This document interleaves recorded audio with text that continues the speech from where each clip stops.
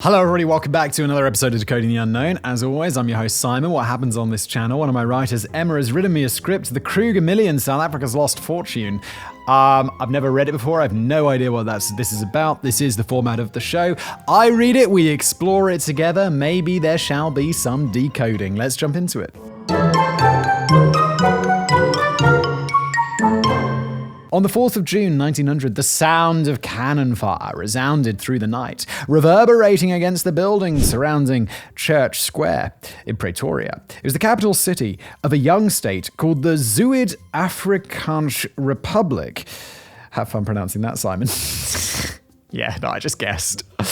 Also known as the South African Republic or the ZAR. Z-A-R or ZAR? It's ZAR, right? It's all caps ZAR, but ZAR. And it was being invaded by the British Empire. Shocking. You see, the ZAR and its neighbouring state, the Oranje Vrystaat or Orange Free State, had been founded and settled by the descendants of Dutch, German and French colonists just 50 years earlier. They'd felt oppressed by the British's rule over the Cape Colony and had moved further inland in 1835, establishing their own colonies, and had eventually managed to persuade the British that they were no longer British citizens. Those settlers now refer to themselves as burgers, like the food. Oh, sorry, that's a pronunciation guide, because it's spelt differently. There's like an extra H in there. Oh my god, I really feel like a burger. Oh my god, shall I have burgers? Normally I don't eat lunch, but a burger sounds so good right now. Wow. That's Dutch for citizen, but would in future be referred to as the Boers, a peasant or rough and bad-mannered person, but it was also the Dutch word for farmer. They were poor and uneducated in comparison to the merchants, tradesmen, and the settled farmers who still lived in the Cape Colony, and since they mostly made a living from farming, hunting, and trading, the British left them alone. But then, obviously something changes. Britain's gonna want that back. And I'll tell you what it's going to be. Diamonds were discovered in the Orange Free State in 1873, and the British wasted no time laying claim to Kimberley and its rich diamond mine. Yeah, I've heard of Kimberley, and the only reason why is because of its giant diamond mine. Kimberley diamond mine is that's got to be the biggest in the world, right? I couldn't name any other diamond mine except for the Menong Peng or something like that. I think that's also in South Africa. But Kimberley's the big one. It started off the First Boer War when the British then annexed the ZAR as well, but it ended after only 6 months. I don't know whether that should be ZAR. I feel like it should be because it's like UK. You don't pronounce it UK. Oh, I don't know. And this isn't one you can just look at. I don't know what my pronunciation dictionary will say about this, because it could be a word in some random language and then you'll get it wrong. It's very complicated. ZAR. Turkish, Tatar, Luxembourgish. Luxembourg have their own language? Really? Look, see, this isn't useful. There's no helpful thing here. So whatever. We're going with ZAR. Everyone's just gonna have to live with it. It kicked off the First Boer War when the British then annexed. I really thought it was Boer. Or like Boer. Is it Boer? I thought it was Boer. It doesn't have a weird pronunciation. B-O-A-R. Well, that's just gonna give me, how do you spell this again? B-O-A-R-E? B-O-E-R. B-O-E-R. Look, I should trust Emma because she is South African. Ah, okay, listen. Boer War. I knew it was weird, and the Americans pronounce it Boer. Oh, whatever, I'm just gonna go with Boer because the majority of you are Americans, and Emma told me that's how you pronounce it. So, we're just gonna do Boer. It's also easier to say than Boer. Boer. It sounds like boa constrictor. Let's carry on. But it ended after only 6 months when undermanned British army negotiated a peace treaty. But in 1886, the world's richest gold vein was discovered just 48 kilometers south of Pretoria, the capital city of the ZAR, and now the Second Boer War was being fought to determine who would reign supreme over the hidden wealth. Johannesburg, the city that had sprung up amidst the mad dash for gold just 4 years earlier, had already fallen to the British Empire, and now Lord Roberts and his army were advancing on Pretoria, the last Boer stronghold. When they rode into Pretoria on the 5th of June 1900, they found that the city had been all but abandoned by the Tsar's government.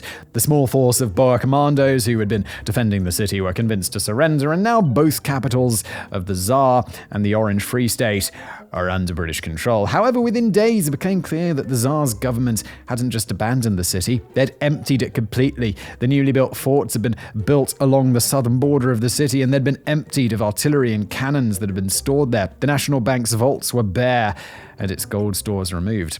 The Tsar's mint was also devoid of any signs of gold, and reports reached Pretoria that the processed gold that had been stored in Johannesburg had all been removed as well. Soon, news broke that the Tsar's government had left Pretoria with a gold fortune of over £2.5 million in their possession. Is that current money? Or that's got to be money back in the day, because £2.5 million doesn't buy you much gold these days. A bar of gold's like £500,000, something like that, which is mad, like one of those big bars. I don't know how much they weigh, like 10 kilos. How much is a kilo of gold? I feel like that's like 50 grand, something like that. I know it changes, but that's what's in my mind.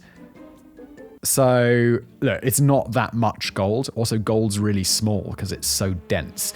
I think that's like back in the day money. So that's going to be worth an absolute fucking fortune today. It made news worldwide, and soon more and more people speculated about where the gold had ended up. 122 years later, the mystery of Kruger's Millions still fascinates a lot of people, and numerous local conspiracy theorists still pepper the internet with their opinions. But the question is it actually missing?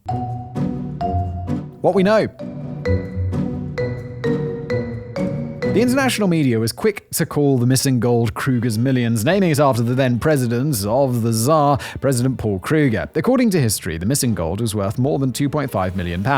During a public inquiry held in 1915, documentary proof was provided that 1,202 gold bars, that's 183,138 ounces in total, to the value of £2 million, are removed from various mines in the weeks leading up to Johannesburg's capture. The gold that had been removed from the National Bank and Mint in Pretoria had amounted to £1.3 million, so in total, that meant that almost £3.3 million worth of gold had disappeared. These days, the gold bars alone would be worth over $334 million. That is a hell of a lot of money. In 1920, the Tsar and the Orange Free State were incorporated into the new Union of South Africa, along with the Cape and Natal colonies. In 1929, Colonel Dennis Rates, the son of Dr. F.W. Rates, the former Secretary of State, claimed that the treasure had never existed. Yeah, he's like, never existed. Where did you get all your money from? Nowhere. I always had it. He explained that only £80,000 worth of gold bars had been removed from the National Bank and had travelled with President Kruger to Mashadodorp. The gold bars were then sold at auction in France in order to fund the war once President Kruger went into exile in Europe. Colonel Rates also brought up a conversation that he'd had with the late Boer General Louis Botha, who claimed that the rumour of a lost treasure had been started by Boer soldiers who believed the crates of ammunition that had been loaded onto the trains contained gold, and that those crates were carted off into the veld to be buried until a later date. I'll tell you what, if they were lifting those crates, they would have known. Because gold, I said it earlier, gold is so heavy. Like, look up how big a kilogram of gold is, and then think about that's the same weight as like a liter of water. Oh my God, I just realized how Americans are listening to this and you have no idea what I'm talking about. Just trust me, gold is really dense. Trust me, I know. Of course, Colonel Rates' claims don't stop the conspiracy theorists, and a news article was published in the Adelaide Chronicle on the 20th of April 1929 explaining that treasure hunters scar the face of obscure South African commons with trenches whenever a fresh clue is discovered. In the office of the Commissioner of Police at Pretoria, there is a stack of files 6 feet high, all devoted to the mythology that has sprung up around the Kruger Millions. Graves have been opened, ant heaps have been smashed over square miles of veld, and the entire floor of ruined Boer forts have been turned over in the night. Ends quote. But on the 25th of October, 1949, Ernest Meyer, who had been the master of the mint when the gold was removed, finally broke his silence over what had happened on the 4th of June, 1900, 2 days after the government had left Pretoria. According to Meyer, General Jan Smuts of the Boer Army had been ordered to ensure that the ammunition, cannons, and gold that had been stored in Pretoria didn't fall into enemy hands. He had sent soldiers to the south of Pretoria in order to delay Lord Robert's progress while they spirited the wealth of the Tsar away, knowing that they wouldn't be able to defend the city against the British. But somehow, the mint had been overlooked. Wait, you're spiriting all your country's money away. It's like, did no one think to check in the mint? Literally where the money comes from? a little stupid. It's a lot stupid. And at 7 a.m. on Monday morning, the 4th of June, the mint was still operating as normal despite the cannon fire that could be heard all across the city. Mayer had known that the mint was to be emptied as well and met with the head of the mint, Jules Perrin, who had apparently decided that they would yield to the British should they succeed in taking control of Pretoria. Perrin had no interest in dispatching the gold like he'd been ordered to. At a fire, Mayer then hurried to General Jan Smuts' home and informed him that the mint still hadn't been emptied of its gold. General Smuts was shocked since he had been under the impression that the gold had already been sent on its way when the government had left the city 2 days earlier, and ordered that the mint's gold should be collected, recorded, and dispatched immediately.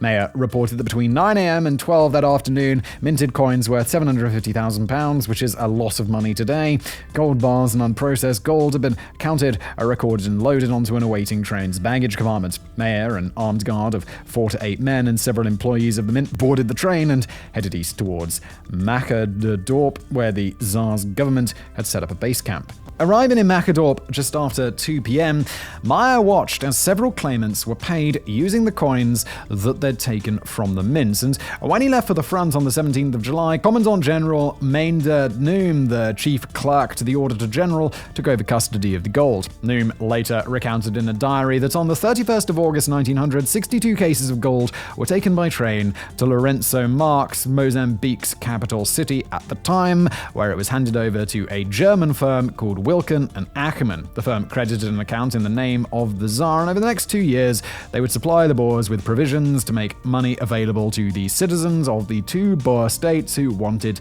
to flee to Europe. Oh my god, this is really complicated. So the gold has been emptied, it's been taken somewhere else, and then it's been credited to a Tsar account, and that money in Germany, or something like that, and that money is being made available to citizens of the country who want to leave. Alright, that's super confusing, but okay. Some of the gold was kept in control of the Boer generals who were ordered to use it to finance the war. It's also a historic fact that President Paul Kruger had purchased at least 1 property in Europe during his exile there and rented 3 more before his death on the 14th of July 1904, 2 years after the war officially ended. Since he'd left for Europe with the express purpose of gaining support for the Boer cause, it's only fair to assume that he'd taken at least some of the gold with him, giving credence to Colonel Rates' claim that some of the gold had been sold at auction after President Kruger arrived in France. But they couldn't possibly have spent all of the £3.3 million in just 2 years, could they? And remember, that's like 300 million or whatever it was today. It's a huge amount. Theories. There seem to only be 2 main theories regarding what had happened to the lost millions. Funnily enough, both of the theories have a real unclaimed treasure attached to them, doesn't include the Kruger Millions. Okay, just because it wasn't complicated enough, apparently. Number 1, the Dorothea. One of the lesser-known theories surrounding the Kruger Millions is that it was rumored to have been loaded onto the Dorothea, a wooden steel bark that sank off the coast of modern-day St. Lucia, South Africa, in January 1898, 7 months before the war started. I'm not going to go too deep into this theory, since it should be obvious from the get-go that the Kruger Millions weren't on the Dorothea. Not only that, but it was well known that before the war broke out, syndicates had been bribing officials on the mines and were smuggling gold out of the country in order to go sell it in Europe for far more competitive prices. Ah, yes, back in the day where it'd be like, nowadays, wherever you buy gold, it's going to be around the same price because it's a global market. But back in the day, they'd be like, let's take this to Europe and sell it. It's strange.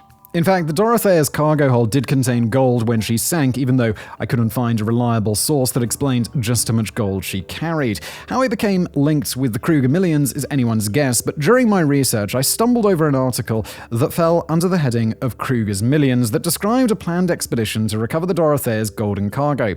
According to the article, the captain of the ship, the Alfred Noble, Captain Charles Gardiner, believed the Kruger Millions was very real, referring to the claims that it had been loaded onto the Dorothea. According to Captain Gardner, deep down in the sea, on the Tenedos Reef off the coast of Zululand, where she sank at the beginning of the Boer War, rests the ship Dorothea. In her hold lies a huge cement column, inside which is hidden £650,000 in gold bars, which Paul Kruger sent from the Transvaal. It is this vast treasure that I'm going to rescue from the deep. It is no wildcat scheme that I am after, for we've already located the exact position of the wreck. The Dorothea lies 2 miles off of Cape Cape Vidal off the Zulu coast. A preliminary expedition discovered the whereabouts of the ship, and we are now fitting out with the object of recovering Kruger's thousands from our hold.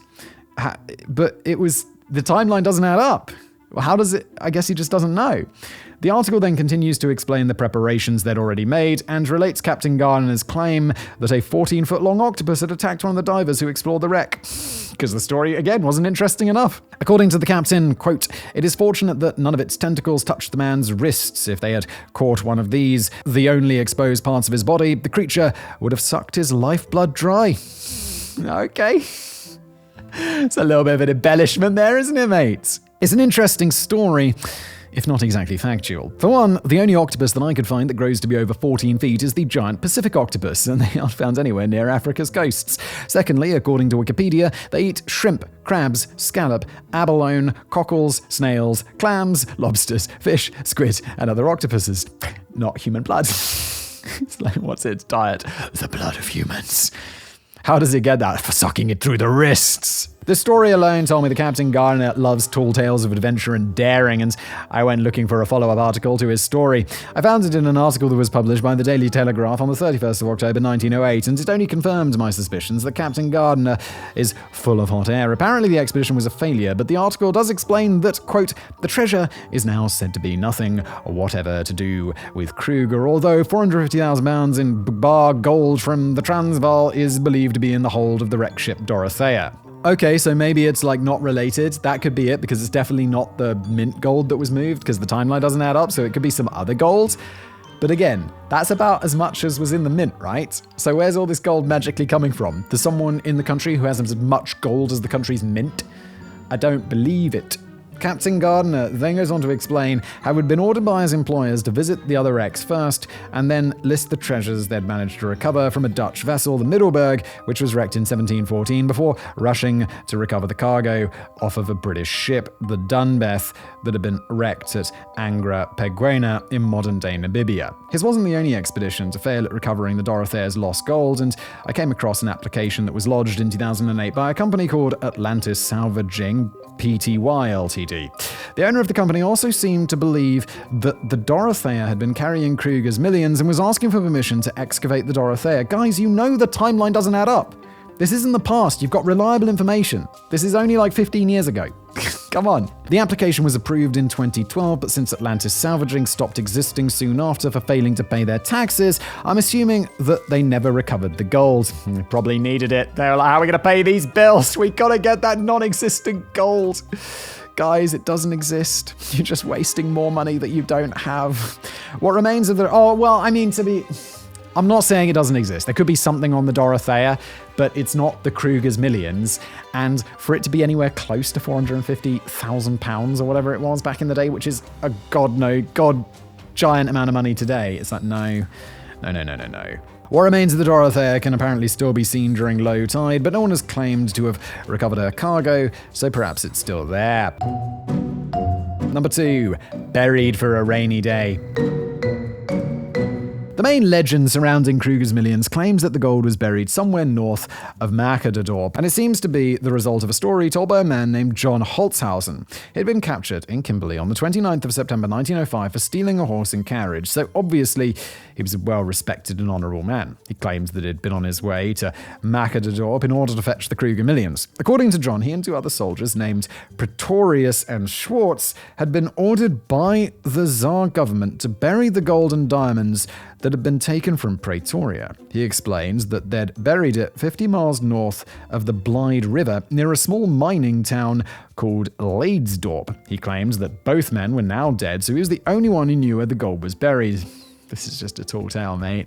Got any evidence for that, mate? Holtzhausen served his 30-month sentence and then disappeared, but according to the Barberton Museum, his story was based on the murder trail of a man called Philip Schwartz, who was executed on the 15th of February 1904. Schwartz and one of his fellow soldiers, a man named Pretorius, had come across a skeleton during the Second Boer War and found the deceased man had 3 small bags containing diamonds as well as roughly 5 molded bars in his possession. They'd split the treasure, then buried it east of the Blyde River, planning on recovering it after the war. Pretorius died during the war, 1994, and Schwartz was later convicted for the murder of a man called Fanny Van Nykerk, who'd gone in to retrieve the buried treasure with him. It's not clear whether Schwartz did manage to recover the treasure before he was arrested near Leidesdorp. Okay, so we're talking about some treasure, probably real, but it's nowhere near. It's just such a much smaller amount. And don't get me wrong, I'd love 5 molded bars of gold and some bags of diamonds, but it's not an entire country's gold supply. However, John Holtzhausen's story is still at the root of many theories regarding the buried treasure, with the town mentioned switching between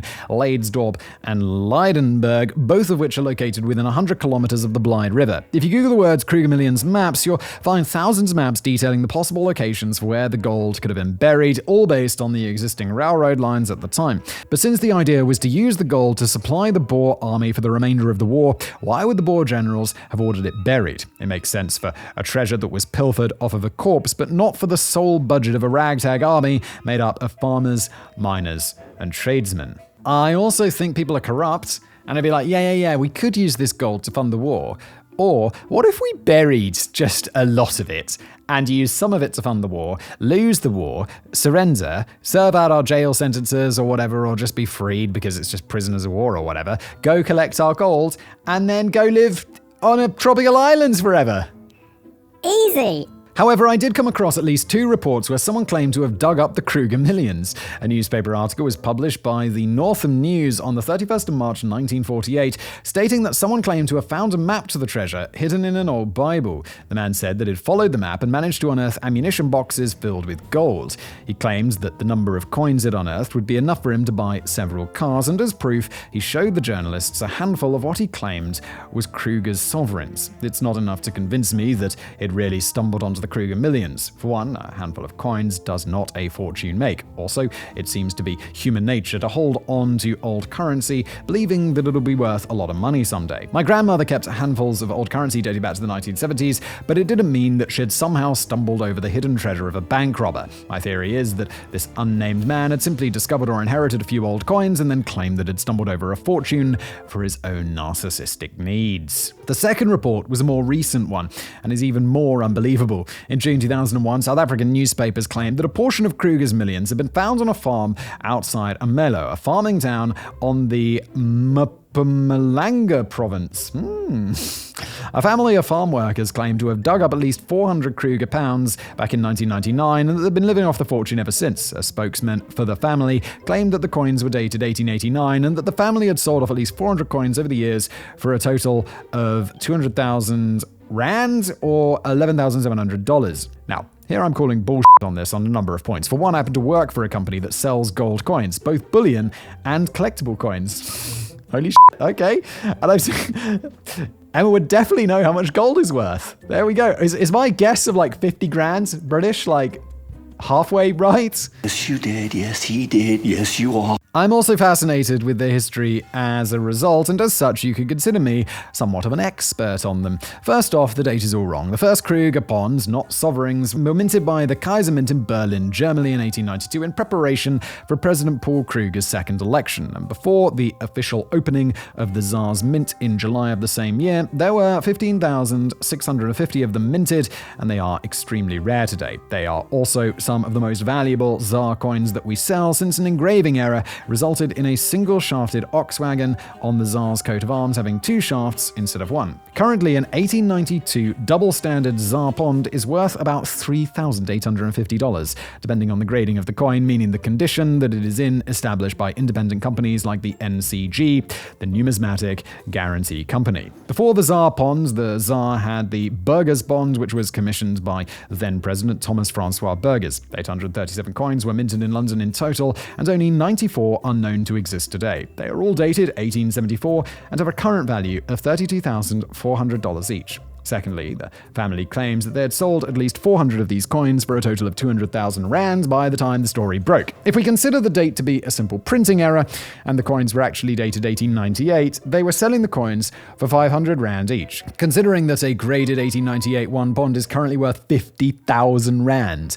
I'd say that they're lying. This brings me to my theory regarding what truly might have happened to the Kruger Millions. My guess so far is that it happens exactly how they said. The money it left the mint, It was shipped over to, was it Germany? And it was put into a bank account to use to fund the war and used to get citizens out of the country who wanted to leave. Right?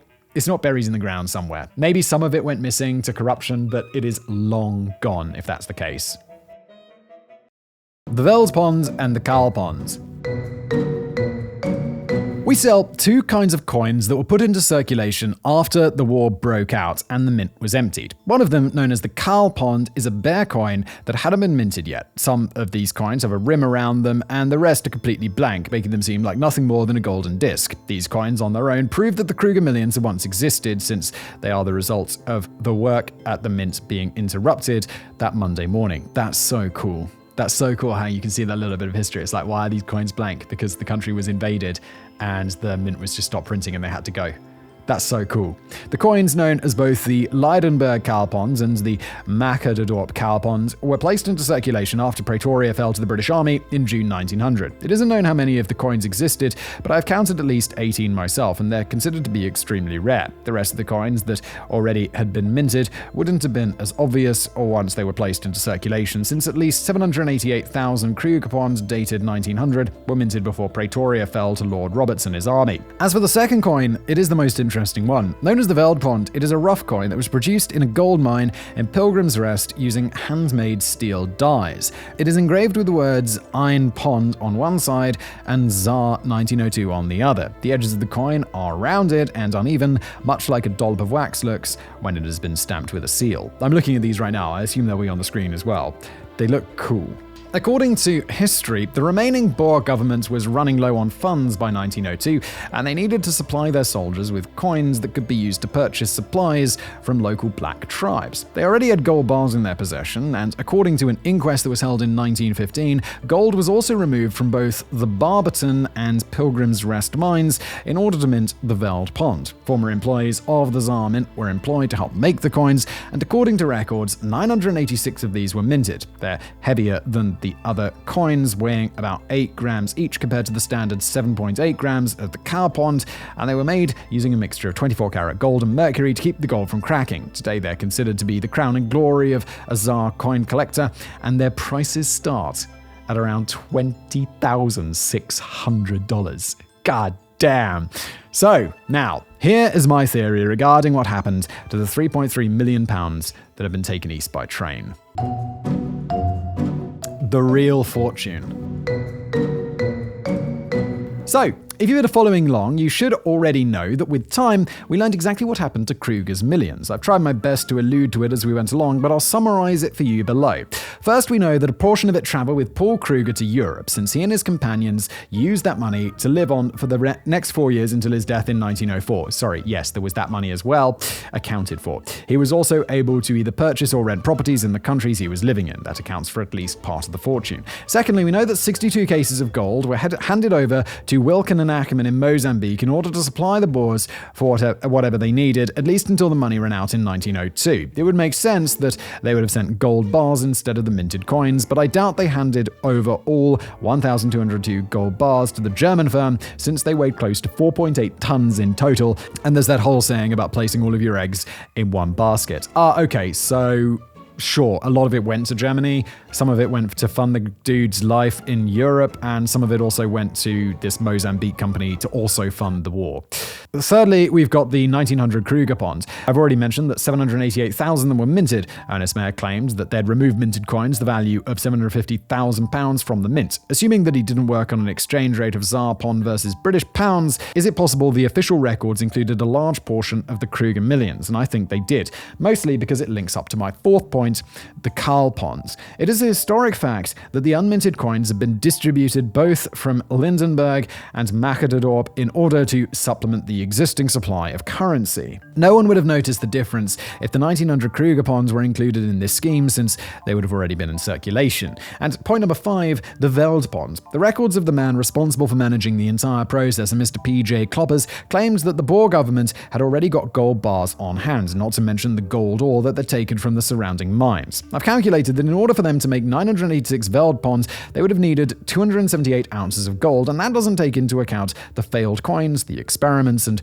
wastage surrounding the production of the coins. I've already worked out that they would have only needed 2 or 3 bars from the 1,202 they'd originally taken from the mint for this purpose, since it makes more sense that they would have used processed gold instead of going through the trouble of processing 278 tons of gold ore just to make a few coins. In conclusion, I think when the war ended, the British Army unknowingly laid claim to what remained of the Kruger Millions as well. Following the war, the Veldpond, Cowpond, and the remaining Tsar currency were seized by the British government and were officially replaced by the British sterling in 1902. I wasn't able to find out what the new government did with the Tsar coins that they'd seized, but I don't think that it's too far-fetched to say that they were melted down. So maybe Colonel Rates was correct when he claimed that the Kruger Millions never existed, because it never belonged to just one man. I mean, they existed.